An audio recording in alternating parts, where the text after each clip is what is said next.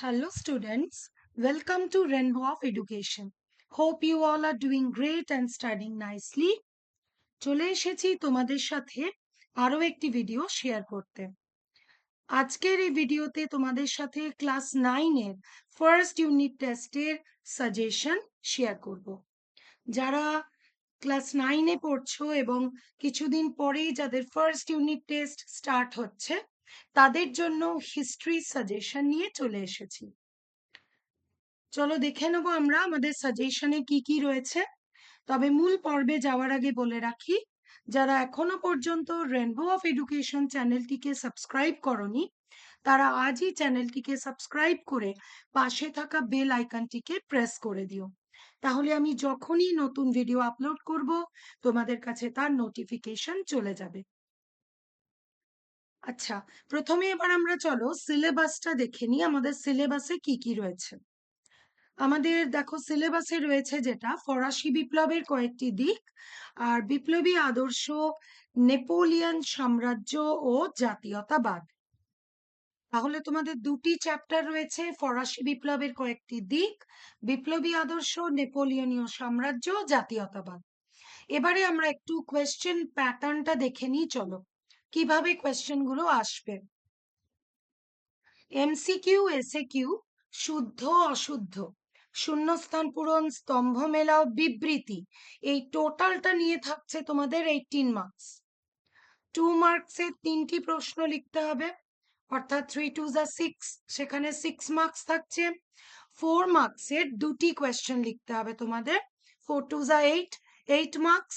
আর 8 মার্কসের একটি কোয়েশ্চেন লিখতে হবে যেখানে 8 মার্কস থাকছে, তার মানে টোটাল তোমাদের হলো 40 মার্কস। তাহলে আমি বোঝাতে পারলাম তোমাদেরকে কোয়েশ্চেন প্যাটার্নটা।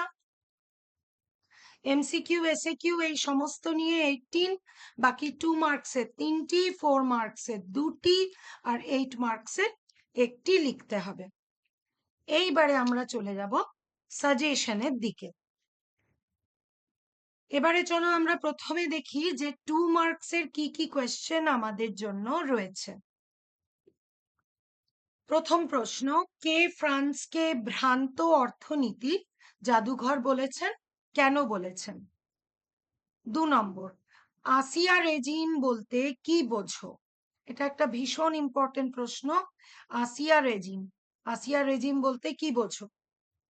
3 নম্বর, মন্তেস্কুকে তার রচিত দুটি গ্রন্থের নাম লেখো। এগুলো প্রত্যেকটাই কিন্তু 2 মার্কসের জন্য তোমরা তৈরি করবে। 4 নম্বর হচ্ছে লিপজিগের যুদ্ধকে জাতিসমূহের যুদ্ধ বলা হয় কেন? 5 টেনিস কোর্টের শপথ। এই 2 মার্কসের কিছু প্রশ্ন কিন্তু তোমাদের 4 মার্কসেও আসতে পারে, যেমন টেনিস কোর্টের শপথ, এটা কিন্তু একটা বেশ ইম্পর্টেন্ট প্রশ্ন। ঠিক আছে, এবার 6 মার্কসে থাকছে তোমাদের লেতার দা ক্যাসে। তাহলে দেখো, 1 নম্বর ফ্রান্সকে ভ্রান্ত অর্থনীতির জাদুঘর কে বলেছেন কেন, আসিয়া রেজিম, এটা তোমরা 2 মার্কসেও করবে, আবার 4 মার্কসের জন্যও কিন্তু করে রাখবে। ঠিক আছে, আর এদিকে টেনিস কোর্টের শপথ, এটাকে যেমন 2 মার্কসে করছো, এটা কিন্তু আবার 4 মার্কস হিসেবেও দিয়ে দিতে পারে, টিকা হিসেবে। সেই জন্য 4 মার্কস হিসেবেও এটা তৈরি করে রেখো। পরের কোয়েশ্চেন দেখো কি আছে, টিকা আছে কিছু, দেখো করভি গ্যাবেল, অভিজাত বিদ্রোহ, দৈব রাজতন্ত্র, টেইলি ক্যাপিটেশন, সাকুলো, এগুলো টিকা হিসেবে রেডি করবে। 8 নম্বর হচ্ছে প্যারিস কমিউন কি, 9 অ্যাসাইনেট কি, 10-এ আবার টিকা পোড়ামাটি নীতি, কোড নেপোলিয়ন, জাতীয় সভা, বুর্জোয়া বিপ্লব। এই পোড়ামাটি নীতি, কোড নেপোলিয়ন, এই দুটো কিন্তু তোমরা আবার 4 মার্কসেও দিয়ে যেতে পারে। হয়তো দেখলে 4 মার্কসে ওই দুটো কোয়েশ্চেন চলে এলো, সেই জন্য আমি বারবার বলছি কিছু 2 মার্কসের কোয়েশ্চেন কিন্তু 4 মার্কসেও আসতে পারে। তখন হয়তো তোমরা বললে আপনি তো 2 মার্কসে দিয়েছেন, আমাদের 4 মার্কসে এসেছে। সেই জন্য তোমরা কিছু কিছু কোয়েশ্চেন 4 মার্কস হিসেবেও রেডি করে রাখবে। এছাড়া থাকছে জাতীয় সভা, বুর্জোয়া বিপ্লব। এরপর 11 নম্বর কোয়েশ্চেনে দেখো কি আছে, সন্ত্রাসের রাজত্ব বলতে কি বোঝায়? 12 ডিরেক্টরি শাসন বলতে কি বোঝো? 13 মহাদেশীয় অবরোধ ব্যবস্থা বলতে কি বোঝো? এরপর 14 নম্বর প্রশ্নে চলে যাই। 14 নম্বর কোয়েশ্চেন কি আছে দেখে নি। বার্লিন ডিক্রি ও মিলান ডিক্রি কি?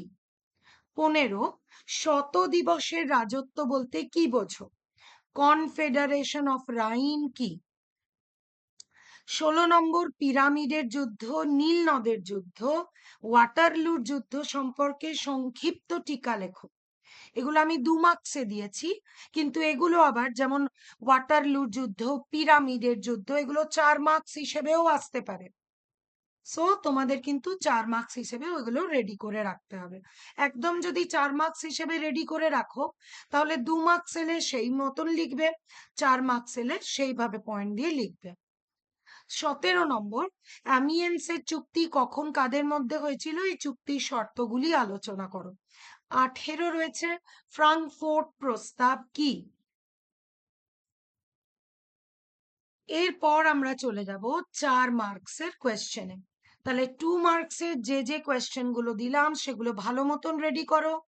এগুলোর মধ্যে আবার কিছু কিছু 4 মার্কস হিসেবেও থাকতে পারে, সেই জন্য সেইগুলোকে 4 মার্কসের মতন করেই তৈরি করে রাখবে।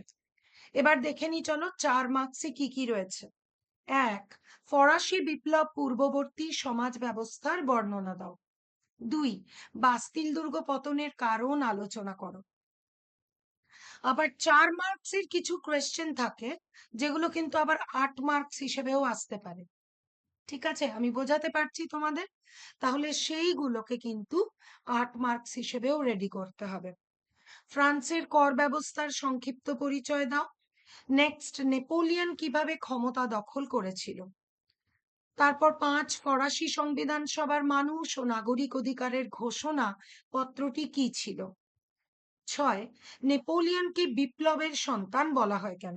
এটা কিন্তু আবার 8 মার্কসেও দিয়ে দিতে পারে, অনেক স্কুলে দিয়ে থাকে। সুতরাং এটা 4এও তৈরি করবে, আবার কিন্তু 8 হিসেবেও রেডি করতে হবে। 7 নম্বর ফরাসি বিপ্লবের ফলাফল, এটাও তাই 4এও তৈরি করবে, আবার 8 হিসেবেও করে রাখবে। টিকা নেপোলিয়নের স্পেনীয় ক্ষত, টিলসিটের সন্ধি। 9 নম্বর নেপোলিয়নের মস্কো অভিযানের ফলাফল আলোচনা করো। 10 নতুন ফরাসি সংবিধান সভা সম্পর্কে আলোচনা করো। 11 নম্বর অভিজাত বিদ্রোহের কারণ ও ফলাফল আলোচনা করো। এই প্রশ্নটাই আবার হয়তো 8 মার্কসে দিয়ে দিল, তখন তোমাদের সেই মতন পয়েন্টস গুলোকে একটু বাড়িয়ে সুন্দর করে গুছিয়ে লিখতে হবে। 4 মার্কস হিসেবে তুমি যেরকম পয়েন্টস দেবে, 8-এ তোমাকে তার থেকে বেশি দিতেই হবে।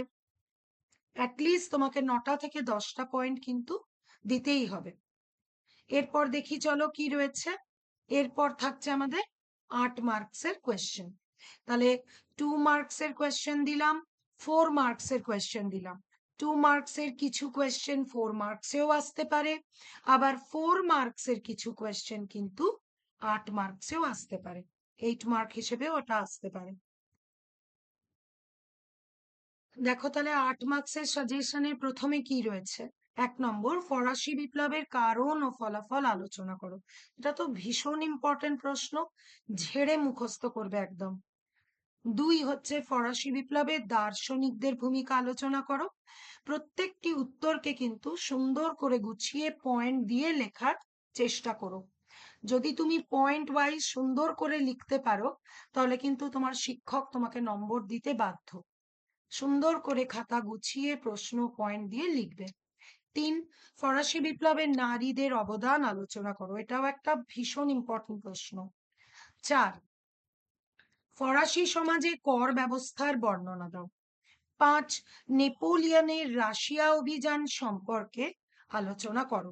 নেপোলিয়নের রাশিয়া অভিযান একটা ভীষণ ইম্পর্টেন্ট প্রশ্ন, খুব ভালো মতন তৈরি করে যাবে। 6 নেপোলিয়নের সংস্কারগুলি সম্পর্কে লেখো। 7 নেপোলিয়ন কিভাবে ইউরোপ পুনর্গঠন করেন। তাহলে তোমাদের আমি টোটাল সাজেশনটা দিলাম ফার্স্ট ইউনিট টেস্টের। পরবর্তী আরো সাজেশন আসবে তোমাদের। চ্যানেলটি সাবস্ক্রাইব করা থাকলে তোমরা কিন্তু আমি যেই ভিডিও আপলোড করব তোমাদের কাছে নোটিফিকেশন চলে যাবে। এবং বন্ধুদের কাছে প্রচুর প্রচুর শেয়ার করবে ভিডিওটা, যাতে তারাও কিন্তু হেল্পফুল হতে পারে। আজকের ভিডিও ভালো লাগলে একটি লাইক অবশ্যই করে দিও, সকলের কাছে এটা আমার রিকোয়েস্ট। দেখা হচ্ছে তোমাদের সাথে আবার নেক্সট ভিডিওয়ে। Thanks for watching.